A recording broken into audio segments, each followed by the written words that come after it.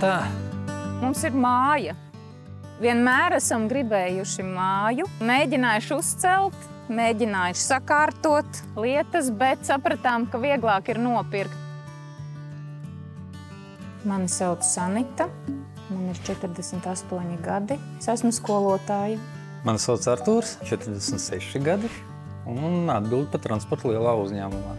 Mēs esam laumiņu saimnieki, un tas ir daudz. Kā latvietim vajadzētu būt? Savas mājas un savu māju saimnieks un saimniece. Nu, lūk, ar visiem mājas darbiem, ar maziem projektiņiem. Lūk, viens projektiņš. Mēs aizraujamies ar senām mašīnām, visādām amerikāņu, krievu. Kņopienai nav Volga, Kņopienai ir Žiguls. Nu, Žiguls ir tāpat kā Rīga, nekad nebūs gatava. Vienmēr ir kaut kas, ir ko darīt. Nav bijusi neviena reize, ka mēs braucam, ka kaut kas nesaplīstu. Nu, izbraukt uz visādiem pasākumiem, antīgo klubu un vaza pasaukumiem, paceļot pa Latviju. Mums patīk arī uz ārzemēm, bet tam šobrīd nesanāk tik daudz laika un līdzekļu, jo ir māja. Māja ir hobijs. Re, kur viens projektiņš. Kā jūs domājat, atkal ir tehnika, vai ne? Mums tajā iepriekšējā īpašumā bija arī grilvieta un nebija galda, kur likt šašlikt. Un tad vīrs domāja, jāuztais sievai ir galdiņš, tas tāds pārvietojams, lai var pļaut. Šeit dzīvo 3 bērni. 4. bērns mācās Rīgā. Mājas manai lielajai ģimenei tā kopības sajūta. Manā uzturē māja ir pilnīgi neatkarība no vispārējās pasaules. Arī taisnība. Mēs mājas gribējām jau sen un gribējām paši viņu uzcelt. Bet tad mēs sapratām, ka, lai uzceltu māju, ir jābūt jau pašam savam kapitālam. Un tādēļ mēs sākām skatīties gatavas mājas. Mums bija sapnis, un sapnis ir te un tūlīt, nevis vēl kaut kad 10 gadus uz priekšu. Mums šeit ir stirnas. Zaķi, eži, lapsas mums ir. Netīšām es visu ziemu baroju uz lapsu. Nevis suni.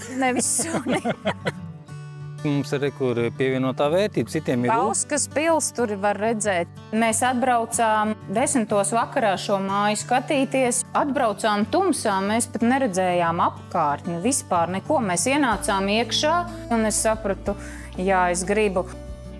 Sapratām, vajadzēs kredītu, iesim uz banku. Mēs zinājām, ka ir stereotipi par to, ka ārpus Rīgas mājām kredītu nav iespējams dabūt. Un, ja godīgi, tāda cerība bija diezgan maza, ka mums iedos. To lielo punktu pielikt tas, ka mums ir vairāk par 3 bērniem. Man pat bija paziņas, kas arī teica, jums nedos, tāpēc, ka jums ir par daudz bērnu. Man vienmēr ir licies, ka man viss labais vēl ir priekšā. Un tad, kad man paziņoja bankas kategorijā, es esmu pirmspensijas vecumā, tad es domāju, ka es kaut ko esmu palaidus garām. Kurā brīdī tad bija? Visu mūžu strādā. Jo jaunībā tev nedod kredītu, es pa jaunu, un tagad pēkšņi nē. Kurā brīdī bija tas moments, kad to varēja darīt? Šogad Citadeles bankā 23% no visiem kredītņēmējiem ir bijuši vismaz 45 gadus veci. Patiesībā, ņemot kredītu 50 gados, termiņš, ar kuru es droši varu rēķināties, tie ir 15 gadi. Turklāt cilvēkiem, kas jau ir ar pieredzi 45+, ir lielāka iespēja, kad ir uzkrāts jau kapitāls, ir pirmais īpašums, ko realizēt, tāpēc īsais termiņš bieži vien arī nav problēma. Ceļš uz kredītu bija ļoti organisks un viegls. Es pat nespēju tam tikt līdzi, cik veikli tas viss notika. Izlasīju vēstuli un teicu, jā, ir, viss, daram tālāk darbus. Pelnam naudu. Turpinam strādāt. Mēs esam pierādījums tam, ka ārpus Rīgas mēs varam nopirkt īpašumu, mums ir daudz bērni, mēs varam nopirkt īpašumu, un mums ir pirmspensijas vecums, un mēs tāpat varam nopirkt īpašumu. Es teicu kaut kam, ka man ir tik raiba tā māja, bet man teica, bet tu jau tāda esi. Tāda krāsaina. Žaga. Tie, kas vēlas savu māju, lai ir drosme to darīt, un dariet. Novēlu tikai un vienīgi drosmi.